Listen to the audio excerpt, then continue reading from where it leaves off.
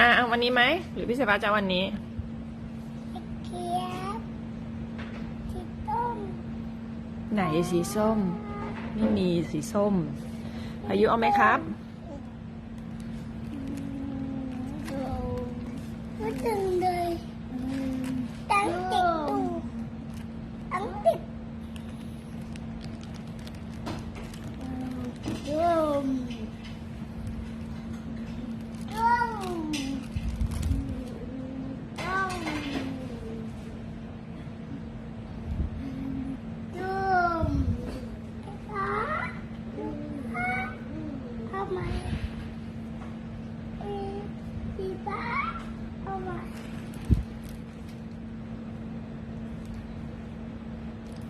ร่มแบบ อ่ะไปไหนแล้วพี่สายฟ้านี่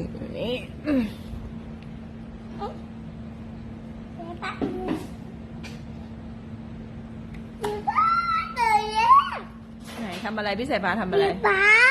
สีฟ้าที่ไหนล่ะไม่มีสีฟ้ามีฟ้าฟ้าก็ฟ้าลูก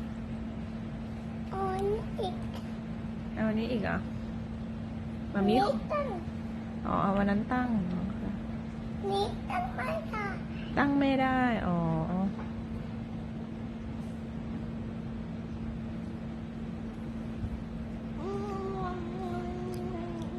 เดี๋ยวปะเดี๋ยวไอ้น้องของ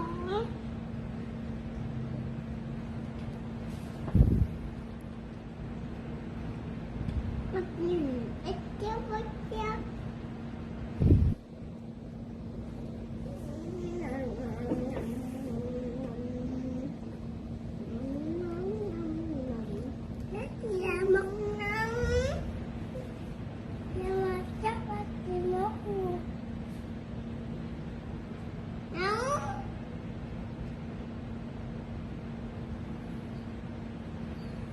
พายุแบ่งให้หมามีได้ไหมครับของพายุอ่ะนี่อันนี้เหรอเอามามี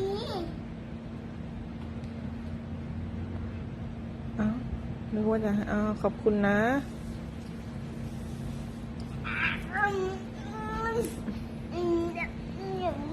มามี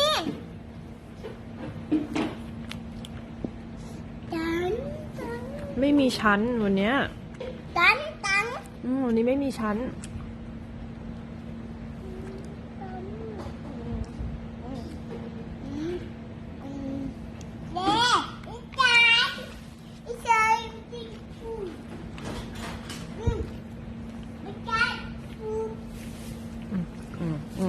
นั่งดีๆนั่งดี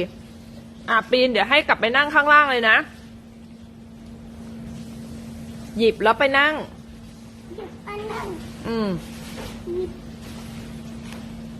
พี่ก็เหมือนกันพี่ก็ไม่ต้องปีน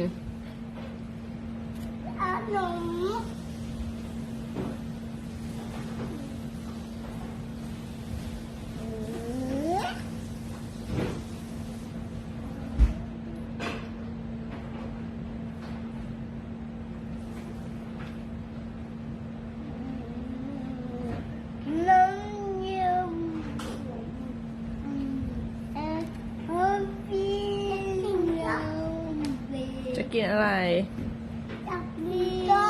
โจ๊กไม่ใช่อันนั้นไม่ใช่โจ๊กหม่ามีครับไม่ปีนสายฟ้าถ้าปีนหม่ามีให้ลงเลยนะไม่ให้นั่งแล้วนะเดี๋ยวโต๊ะพังป๊าว่าหมาป่าก็หมาป่าเคาะไม่เอาแล้วเดี๋ยวป๊าว่า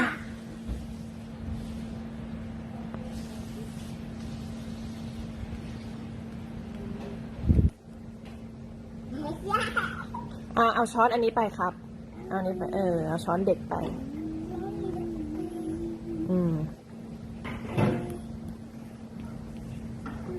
จังบ้าป้าอยู่นี่จังบ้าป้าจังบ้าป้าไม่จังบ้าป้า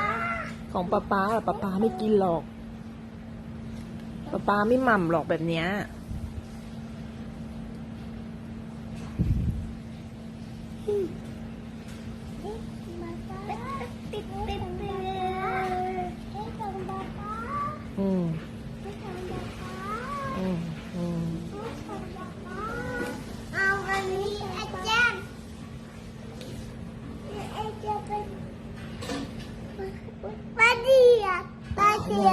อะไรเนี่ย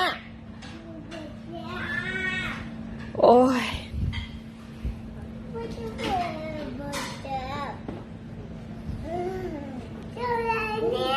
อืม ตังแลนเนี่ย อืม ตังแลนเนี่ย ล้อเลียนเหรอ ตังแลน ฮะ ตังแลนมามีอ่ะ ล้อเลียนแม่เหรอ ตังแลนมามี อืม ใครทำ ใครทำอันนี้ใครทำ เช็ดเลย อืม เก้าอี้พ่อด้วยตัวเนี้ย ใครท ไอ้พ่อ ำ อืม ไอ้พ่อคนนี้ไอ้พ่อไอ้พ่อ เขาให้เช็ดโต๊ะไม่ได้ให้เช็ดตัวเอง พายุทำหรือเปล่าครับ ไอ้พ่อ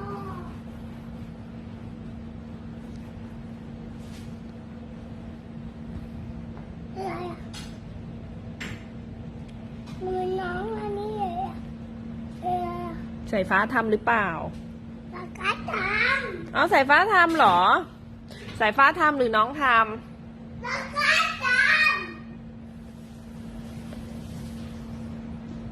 ตามปากกาตาม ำ อืม ไก่กาทำแล้วทำไมไม่มาเช็ดอ่ะ มือมา ฮะ อืม อืม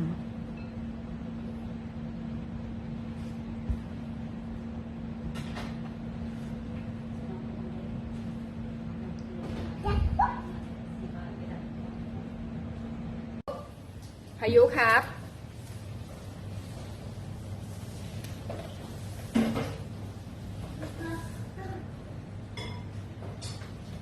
พายุ พายุเอาก้นมาให้หมามิดูสิ ไหน ไหนหมามิดูก้นหน่อย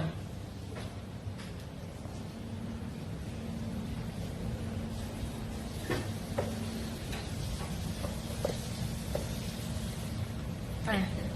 สรุปใครทำเนี่ย ฮะ พายุลุกขึ้นสิครับหมามิขอดูหน่อย